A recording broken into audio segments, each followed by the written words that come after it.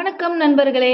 இந்த வீடியோவில் நம்ம கார்த்திகை சோமவாரத்தின் அதிசய அருள் சக்தி பற்றி தெரிஞ்சுக்கலாம்.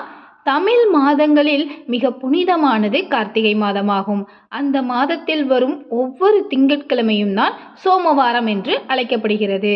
அத்தினமே தான் சிவபெருமானுக்கு மிகவும் பிரியமான தினமாக கருதப்படுகிறது. இந்த நாளில் சிவபெருமானிடம் வேண்டுவது கண்டிப்பாக கைகூடும் என்பது புராணங்களிலும் ஆழமான ஆன்மீக அனுபவங்களிலும் தெளிவாக குறிப்பிடப்பட்டுள்ளது. இப்பொழுது நாம் கார்த்திகை சோமவாரத்தின் தோற்றம் பற்றி தெரிந்து கொள்வோம். ஏன் இந்த நாள் சிவபெருமானுக்கு இத்தனை முக்கியமானது? இதற்கு பின்னால் 2 தெய்வீக கதைகள் உள்ளன. ஒரு நாள் பிரம்மாவும் விஷ்ணுவும் யார் பெரியவர்கள் என்று தகராறு செய்து கொண்டார்கள். அவர்களுக்குள் நான் பெரியவனா இல்லை நீ பெரியவனா என்ற அகம்பாவம் வந்தது. அந்த அகம்பாவத்தை நீக்க சிவபெருமான் ஒரு மிக பெரிய ஒளி ஸ்தம்பமாக, அதாவது ஆரம்பமும் முடிவும் இல்லாத ஒளியாக தோன்றினார். அந்த ஒளி ஆரம்பமும் முடிவும் தெரியாத அவ்வளவு பெரிய ஒளியாக இருந்ததால் பிரம்மாவும் விஷ்ணுவும் அந்த ஒளியின் ஆரம்பமும் முடிவும் எங்கே இருக்கிறது என தேடி கண்டுபிடிக்கவே முடியவில்லையாம்.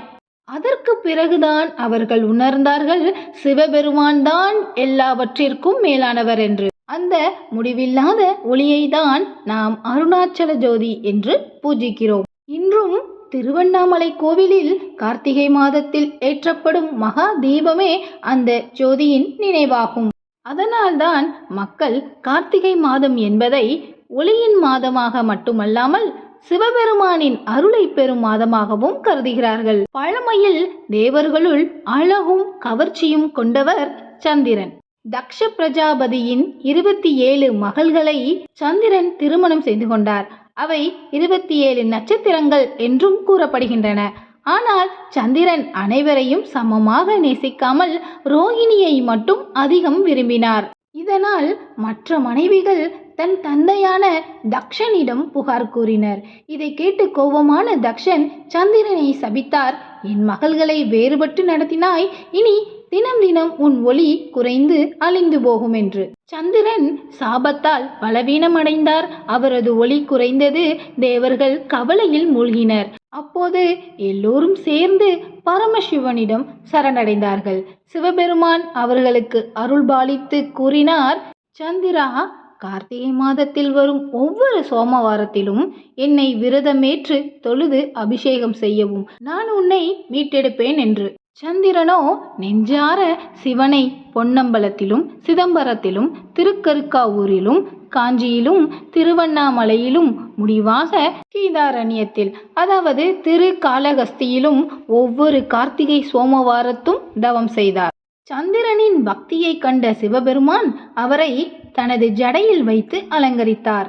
அன்று முதல் சிவனானவர் சந்திரசேகரர் என்றும் அழைக்கப்பட்டார். சந்திரசேகரர் என்றால் ஜடையில் சந்திரனை தாங்குபவர் என்று பொருள். அப்போது சிவன் மேலும் அருள்மொழி கூறினார். அது என்னவென்றால், சந்திரன் முழுவதும் அழியாது.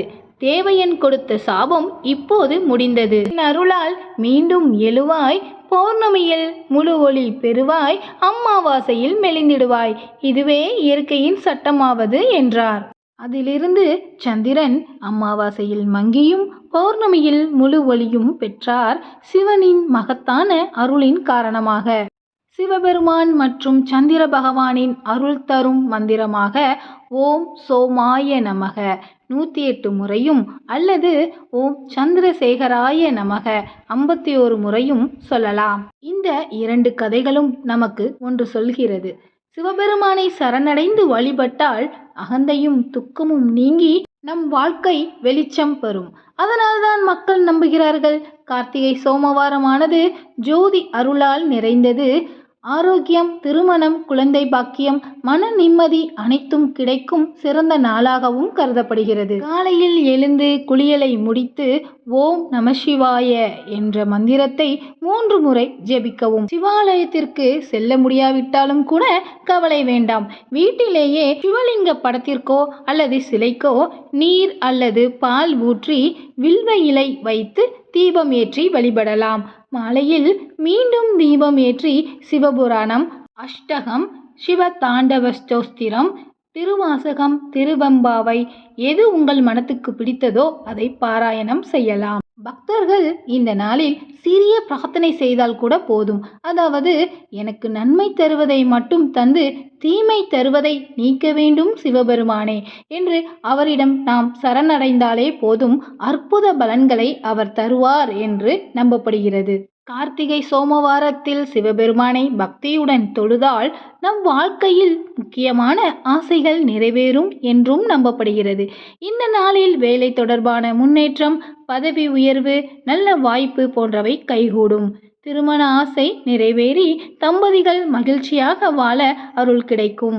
மகப்பேறு தொடர்பான தடைகள் நீங்கி குழந்தை பாக்கியம் கிடைக்கும். வீட்டில் அமைதி, ஆரோக்கியம், மன நிம்மதி ஏற்படும்.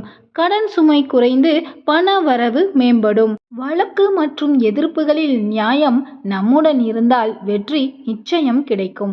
மொத்தத்தில் இந்த நாளில் தீபம் ஏற்றி மனம் சுத்தமாக நன்மை நினைத்து சிவனை தொழுது விரதம் இருந்தால் வாழ்க்கையில் தடைகள் அகன்று முன்னேற்றம் கிடைக்கும் என்று எல்லோரும் அனுபவபூர்வமாக கூறுகிறார்கள். கார்த்திகை சோமவாரத்தில் சிவனோட அருள் 12 ராசிகளுக்கும் சமமாக கிடைக்கும். ஆனால் இந்த நாளில் ரிஷபம், சிம்மம், துலாம், மகரம் ராசிக்காரர்களுக்கு இன்னும் அதிக பலன்களை தருவார் என்று நம்பப்படுகிறது. திருவண்ணாமலை சாதாரண மலை அல்ல. சிவபெருமான் அக்னி ரூபத்தில் இருக்கும் புனித இடமாகும். திருவண்ணாமலையில் ஏற்றப்படும் தீபமானது பூமி மற்றும் ஆகாயத்தை இணைக்கும் மிக சிறப்பான தெய்வீக தருணமாகும். கார்த்திகை சோமவாரமும் திருவண்ணாமலை தீபமும் இணையும் இப்புனித தருணத்தில் சிவனின் அருள் வானத்தில் மட்டுமல்ல, நம் உள்ளத்தில் தீபமாய் ஏறி ஒளி பரப்பும் சக்தி நாளாகும். அந்த நேரத்தில் ஒரு முறை மனதார ஓம் நம சிவாய என்று சொன்னாலே உள்ளத்தின் இருள் ஒளியாகும், எண்ணங்களில் சாந்தி மலரும், வாழ்க்கையில் வழி பிறக்கும் என்று பலரும் நம்புகிறார்கள். எது வேண்டுமோ அதை மனதில் வைத்து சிவனை பிரார்த்திக்கவும். பிறகு மெதுவாக இதையும் சொல்லுங்கள், எனக்கு உண்மையிலேயே எது நன்மை தருமோ அந்த விஷயத்தையே அருளுங்கள் என்றும். இவ்வாறு கேட்டால் பரமசிவன் கண்டிப்பாக அருள் புரிவார். இன்றைய கார்த்திகை சோமவாரத்தில் உங்கள் வீடும் வாழ்க்கையும் ஒளியும் சுபத்தாலும் நிரம்பட்டும்.